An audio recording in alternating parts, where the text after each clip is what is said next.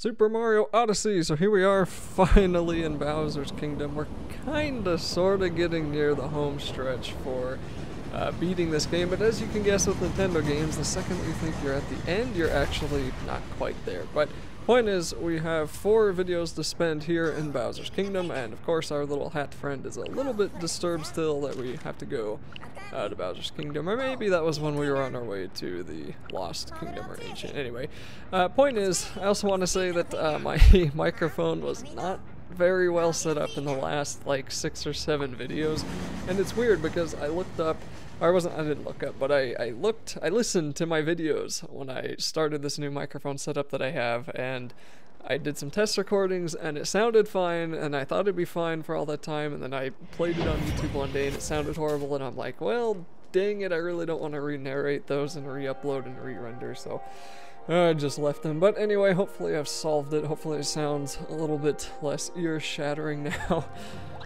Anyway, here we are in Bowser's Kingdom. As he tells us, this is the showdown, and not quite, but we will get there.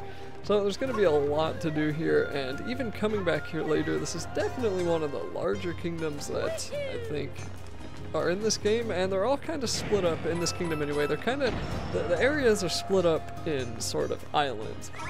The islands are separated by those electronic, whatever those are, those electric lines that we can see, and you're just going to be going from island to island on each and every one of those. The first one has a ton of Goombas for us to jump on, and I think that's like 10 of them. Yep, it looks like it's about 10, so as long as you don't kill any, you'll be able to come over here and jump on this button, and this should give us a moon right from the beginning, so that's pretty cool. You may be thinking, at this point I don't actually need any moons. What is stopping me from going to the end? And the answer to that is exploration, of course. You could, of course, pretty much make your way straight to the end of Bowser's Kingdom if you so desire, but I'm not gonna. I'm gonna take things a little bit slower, and I think this time I don't actually cut out any videos because most of the moons that I get are on the way to the final boss, and things will really speed up once we get to the final area of Bowser's Kingdom. There's really not going to be a whole lot of videos left once we finish this place, so I think it's like these 4 videos and then 4 or 5 more after that, and most of those are boss fights or something similar, but we'll see what that is. I don't really want to say it just in case you want to discover it on your own. But it's also really good to collect as many moons as you can if you want to unlock everything inside this game. Of course, by this point it shouldn't be too much of a spoiler, but just for a general rule, about 600 moons is what you're going to need to be able to complete pretty much everything. So we get to use yet another new character, and this one is definitely my favorite enemy that you take over, and it's this little bird that pokes his nose out at you. And you can stick the nose inside of walls and fling yourself up and down. So we've already done some flinging with those silverware that were in Luncheon Kingdom, and I think a few other places before that too.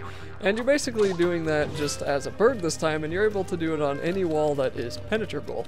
So of course some walls are going to be dark and metallic, and this bird's amazing nose will not be able to go through there, but you're going to be able to go through the kind of grayer, softer looking walls, and of course take out enemies. This is probably my favorite guy for taking out enemies too, because it's just so easy to use this thing. I love this bird, and there's a whole lot we're going to be doing, but of course if you're not careful you can get yourself into trouble with him. The hardest part for me is just kind of remembering what direction is the correct direction to fling yourself in when you're using him, and also you want to make sure you're actually facing straight up and down when you're trying to fling yourself upward, because otherwise you may go a little bit to the left and right, and once you do that you're not really going to have a whole lot of control in the air of where you're going, so you really want to make sure that you don't mess that up too much. But luckily my little mistake there actually resulted in me finding a moon that I otherwise would have totally missed, so that was kind of cool. So here's the second island we're going to be going to, or is this the second? Is this the third one? This might be the third one, but anyway, this is the courtyard, and there's going to be a couple of spinies down here that we can't do anything with. Also a heart there if you want to go and collect it. You're going to notice a note collection thing that we're going to do here, which is made mildly challenging just because of the spinies. Just avoid them. On the walls you'll notice some hexagons, and sometimes you'll find a hexagon that is completely, not completely, but it looks like it has a hole in it, and if you can guess, yes, you're supposed to pick up that bird guy and stick his nose inside one of those hexagons if you can Is that a hexagon? 1, 2, 3, 4. Yeah, okay, hexagon. I can count. Anyway, you're supposed to pick up a bird and you stick his nose into the hexagon and something will happen. So something I was a little bit interested in this game was how there really is no Boo Diddley anywhere, and there's really no thwomps. I think this is probably the closest that we're going to run into as far as a thwomp goes.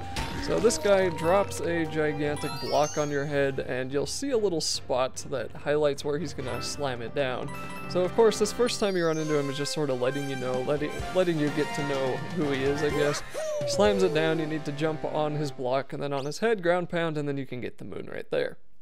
That is the first major moon here in Bowser's Castle. Once you get that, this bridge will extend, and then the gates are going to open, and then we're going to continue on into the later islands. Now we are, of course, going to see those thwomp guys again later on, and they're really not hard at all. In fact, I'm a little bit... I don't know, I kind of wish they slammed it down a little bit quicker than they do, because then they would have been a little bit more of something to fear, because as it stands right now anyway, they're pretty darn easy to deal with. I mean, I don't know, they look cool, I guess.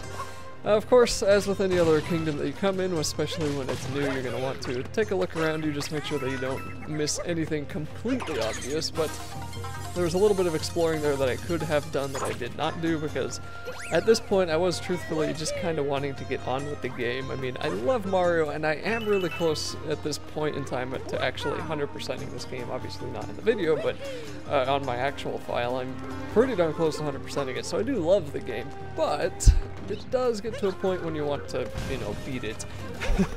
Luckily it is, we're getting there. So it was a pretty surprisingly long game for a Mario game, and it's one of the best Mario games I've ever played, but even one of those games is just like, okay, I wanna see what happens with Peach, you know? And especially because we're in probably the most unusual Bowser's Castle that we've seen yet, and okay, I know what happens with Peach, yes I know you say it, but anyway, you know what I mean. But anyway, we are in one of the more unusual Bowser's Castles that I think that we've ever seen, because it's like this more really Asian kind of Japanese temple or Chinese temple kind of look, and it's really cool. I love the look of it, but usually we're used to the like fire and flames, and there's still fire and flames of course, but we're more used to the fire and flames and molten lava and drawbridges and you know, kind of more European evil dark castle, I guess. I don't really know what I'm talking about with this stuff, so I'm just guessing, but hey, that's how it came off to me. But I'm not saying this castle's bad or anything. I love this castle. I was kind of surprised that I was expecting to see the other normal Bowser's Castle, not this kind of new one, and that shouldn't be too surprising because Nintendo made it pretty clear they want to try new things with their games, and this is definitely doing new things, so that's good on them. Anyway, back to the game. We are here collecting 5 of these moon shards once again, and here's me kind of messing up with the bird guy. It's mainly the flicking. I get better at it later, but it's just kind of learning what the limits of the flicking are, and sometimes you can flick yourself when you're really close to the floor like I was there. Sometimes you can't. Sometimes for some weird reason it just didn't work for me, and I think I was having controller connectivity issues here. So I'm really low on health now, and I'm kind of worried because I'm like, okay, if I'm gonna die here as the bird with the pokey nose, I'm gonna be a little bit sad. But finally I figured it out. I just went over the long way, came up here, avoid that stupid bomb that's been destroying me for the last 10 seconds, and then we're gonna see a couple of more bombs that we're gonna have to deal with. Unfortunately, these, well, I guess depending on how you look at it, some of these little birds do respawn, so that's good. If you ever lose the bird, you're going to be able to get him back, but it's also kind of annoying if you want to try not to get hit by the birds again. Anyway, so we've already got 2 of the, well, now we have 4 of the moon shards, and 2 of them were in the area before us. That one was the 3rd one that I picked up. 4th one was obviously sitting over there. And here's one of those dark hexagons I was talking about. I don't think, okay, no, that's just another moon, so I didn't think that was the other moon shard, but anyway, the 5th moon shard I think is up above us there on this building, and there's a couple of stuff here I think we're gonna have to go get. So this side of the wall you can't penetrate at all, obviously. You're gonna have to come to the back. And the moon shard may not actually be here, but I think something is. Let's just take a look. Just, you know, purple coins. I think there's even something down below there when you come back here later to beat the game. Not too sure. Oh, wait, there's the final moon shard over to the left. Okay, that's how I saw it. All right, I knew that building had something to do with the discovery of it. So anyway, just jump on up here. This little bird can jump surprisingly high, and then you can move your way up here You don't actually need the bird for that jump, but hey, why not? Then the second, I guess, major moon is going to spawn, and we're going to go over and grab that to open up the next gates. But of course, I see some purple coins hiding in the background. We're going to go collect those if we can. I think I collect them anyway. Yep. This was definitely one of the more annoying levels when it came to collecting purple coins. I had to use the Bowser amiibo quite a bit here, because as I said before, the whole level is basically just a bunch of islands with a lot of with the teleports in between, basically, and it's just sort of, I don't know, just trying to keep track of which ones you have and haven't done is pretty annoying. And even using the Bowser amiibo, I still got lost in a few places, so that was great. But I do like this world a lot. So, of course, try not to kill your bird if you can avoid it there. To get those 4 purple coins, you're going to probably need to throw your hat at them, and then we're going to just come on over here with this bird, pluck on over our way, and then come pick up the moon, and that automatically kills the bird, it looks like there. Do we get him back? We may turn back into him, or it'll just kill him forever and we'll never see him again. Looks like what happens. Yep, okay, well, that bird's gone. So anyway, we'll open up these gates here automatically, of course, and then we can jump on through to the next little island. That's kind of weird because there's still quite a bit left to do in this game, or I mean in this kingdom. And we've already done a whole lot of stuff. I mean, the next is the big brutal battle, and I can't remember if we do that in this video or not. We may or we may not. I guess we'll take a look here. There's a moon up there to the left, and then some purple coins to the right. I think I probably tried jumping up there, and then I realized, oh look, there's a couple of these boxes here. So yep, you can in fact get up here without the bird if you want to. So we're gonna grab those, and then we're gonna go get that moon. And even this early on in the kingdom, we already have about 25 purple coins, so that's pretty cool. But I think by the time I finished this, I had maybe around 50 or 40, and the final 60 was just a pain in the neck to find, because some of them were in the weirdest hiding places. Excuse me there. Some of them were just in the weirdest hiding places. I don't know, man, but looks like I saw something else over here. I think I did see something down here now. Maybe not. What am I going back up here for? Oh, that's right. I saw that other point where you can stick your nose in. Okay. Some of these are a little bit fidgety too, because you need to be pretty well lined up and you need to be pretty accurate to actually hit them. And then I think I looked to see if there's one on the other side. I'm not too sure if it was though, but that one just spawns a couple of coins, so you can pick those up. Always good to have extra coins. Doesn't help when you are pretty terrible at using this guy, but as it goes in this game, you're almost always terrible the first time you use one of the new enemies, but you are way better by the time you get used to them. There's going to be a couple of dungeons even later. If you want to call them dungeons, I guess challenge rooms is a better name for Mario. But when you beat the game and you come back to here, there's a couple of those challenge rooms and you get to play basically that guy exclusively for those areas. And those are a lot of fun, but man, there is one that is definitely not that fun.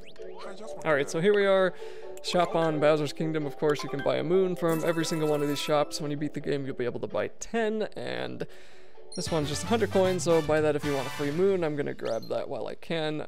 You need to buy the first moon before you can buy the 10 moons, or more than 10 moons. Sometimes it's like 20 moons after you beat the game. Anyway, either way, you're gonna have to buy that first moon to begin with. And then there's also some armor we can find here, and I don't think we need any of it except the samurai armor for this door that's in the back, and I don't remember if I do that. I guess we'll find out here. So this guy over here, and one of these people is pretty surprised that you're even at this shop, because apparently, unsurprisingly, they don't get a whole lot of customers. But anyway, so that guy does want to be a samurai. I think I say, you know what, I'm almost at the end of the game, I'm going to go and put on the outfit. Now, interestingly, there are 3 purple coins down there, which I did not see when I was playing this, and those were the hardest purple coins for me to find, even with the Bowser amiibo, because I was on a totally different island, and the indicator I thought took me all the way to the beginning, and then I thought it took me way... it was weird. It was just really, really weird how that worked. There's also a lot of statues there, and there's 2 on the right side of the building. If you throw your hat onto them and then you go jump in the missing space in the statues, you'll get a moon. I'm pretty sure I didn't do that in this video because I don't think I connected the 2 when I was recording this, but I did eventually go do that later. So you can do that now if you want to. Of course, by this point, you should hopefully have 15 purple coins to buy these, buy the samurai outfit. So we're gonna switch into that immediately. At least I'm pretty sure I did. Yep. And we're gonna stay Samurai Mario, I think, for the rest. Maybe I don't. I don't know. I was trying to keep it mostly regular Mario, you know? And we're gonna come on over here to the back and talk to this guy again, and I don't actually remember what's in here, so we're gonna find out what's inside the doorway. And okay, it's a 2D platformer. I'm still not remembering this. Let's go into the pipe, get pixelated. Oh, I remember this one. Okay, this one's fun. So there's like this, the Japanese screen, and there's going to be a bunch of different ones you're going to have to do. So there's going to be the mushrooms that go up and down. Then once you go into the pipe, it's going to bring up a whole other screen. I think we do this about 4 times. Make sure you don't fall into the water. And this actually gave me some flashbacks. Of course, not total flashbacks, because in the original Mario games, those platforms are solid and you can't jump through them from the bottom like that. But anyway, this gave me some flashbacks to my childhood where I was falling off of the mushrooms on World 4. I think it was World 4 anyway. Yeah, that was fun. Of course, there's going to be 2 moons as usual in any kind of event you do here, so there's going to be 1 moon at the end and then 1 somewhere in between, and the 1 in between here is going to be all of these notes. These notes can be a little bit tricky to get, but they're not too bad. The worst part's going to be waiting on that platform, but as we see there, I got them all. Luckily, we can also jump on top of the mushroom from below this time, unlike in the other earlier Mario games where you definitely could not do that. And then we're going to notice a couple of blocks in our way and a Koopa Troopa up on top that we'll want to stomp on and just send him over here. Then we're going to want to stand pretty much on the other end of the mushroom and let it sink as far as it can before we can jump over the Koopa, and just let it do that basically until we either want to get the moon on our own or let the Koopa fall off into the ocean. It's up to you. So it looks like that's going to be nearing the end of the video. We're going to continue on with the next video that I think will be the brutal the brutal battle, but I'm not too sure on that. Anyway, I'll see you then, and that'll be it for this video.